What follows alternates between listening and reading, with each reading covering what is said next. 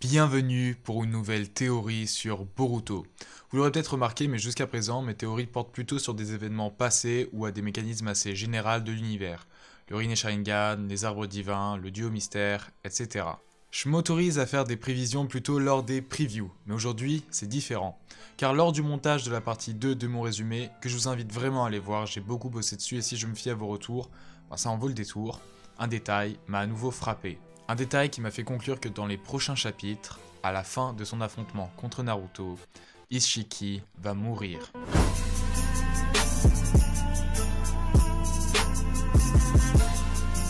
Une fois n'est pas coutume, revenons sur ce que nous savons. Ishiki est venu sur Terre il y a 1000 ans pour y planter un arbre divin.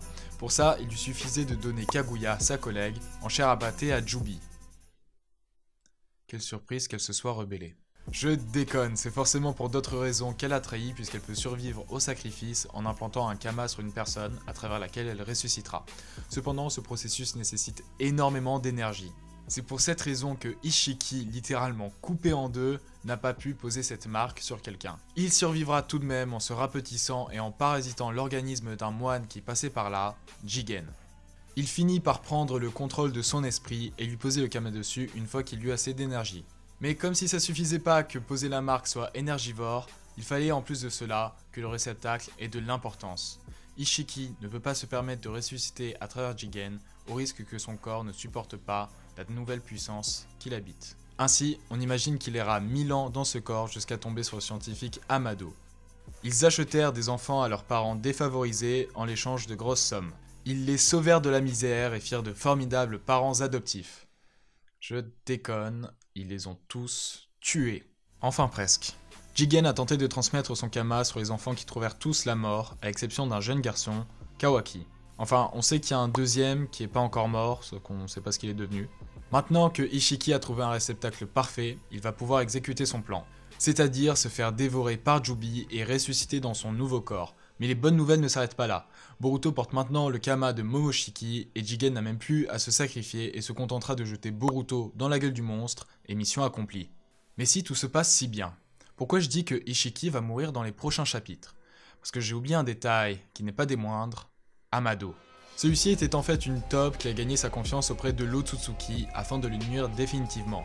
A l'aide de Kashinkoji, ils sont parvenus à l'obliger à ressusciter au travers de Jigen, ce qui implique qu'il n'a désormais plus que 3 jours à vivre et qu'en plus Kawaki a perdu son kama. Aux dernières nouvelles, il se bat contre Boruto, Sasuke et Naruto qui a une nouvelle forme dans une autre dimension alors que Kawaki, lui, est à Konoha dans une pièce secrète et indétectable. Alors là vous me direz que ouais, tout semble indiquer que Ishiki va mourir, pas besoin d'être un génie.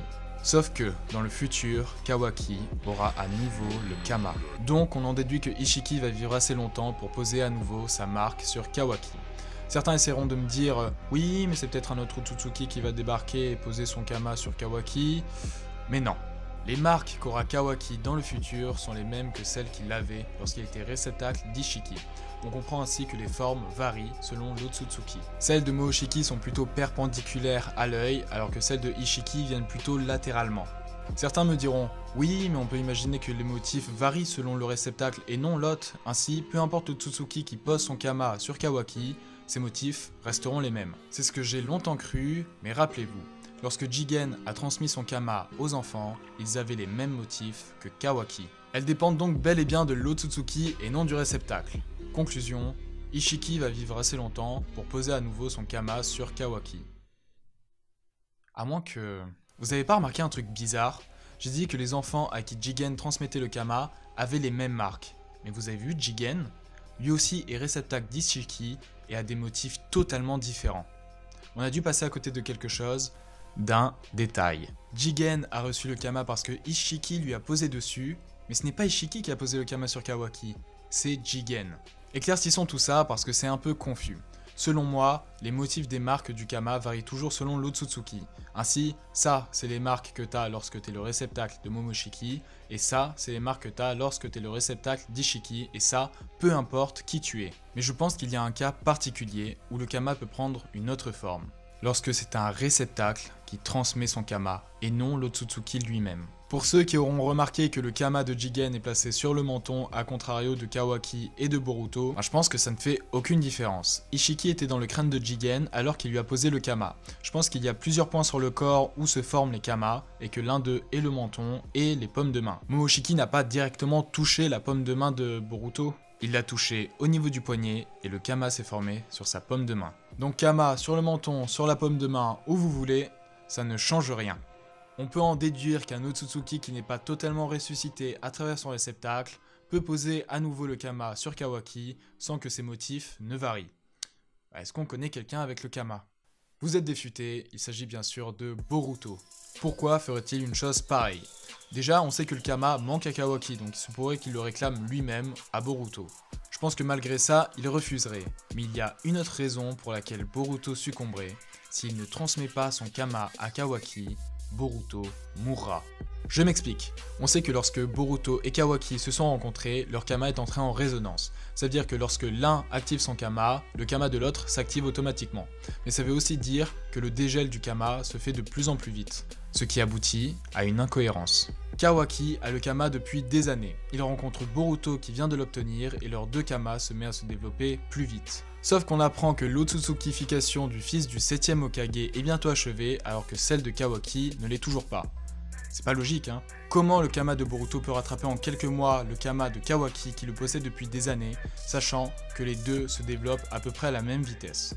On peut déjà imaginer que le fait que Boruto ait commencé à être Hagoromo et Amura, des semi-Otsutsuki, ait pu permettre d'amplifier la rapidité à laquelle son Kama se développe.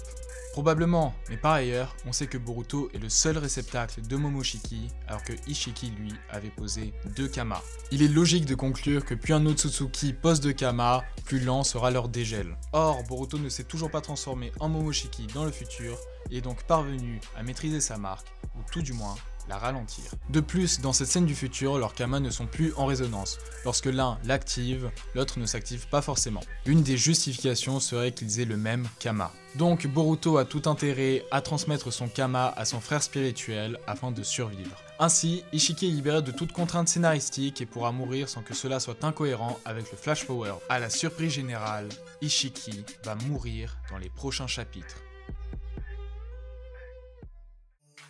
Comme d'habitude, j'espère que la vidéo vous aura plu. Petit sondage pour me dire si vous êtes d'accord ou pas avec cette théorie, et n'hésitez pas à développer vos idées dans les commentaires. En plus du fait que ce serait surprenant de voir Ishiki mourir dans les prochains chapitres, je trouve que ça renforcerait énormément le lien entre Boruto et Kawaki, le fait qu'ils aient un même Kama.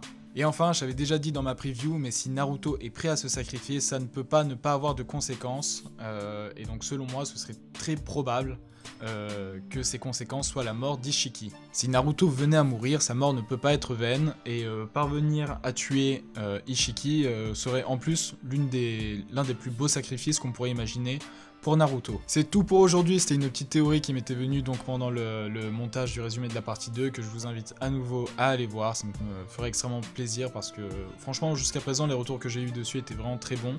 N'hésitez pas à être objectif, hein. C'est pas parce que je suis fier de mon travail qu'il faut pas me dire oui non mais ça c'était pas bien et tout, justement j'ai besoin de vos retours.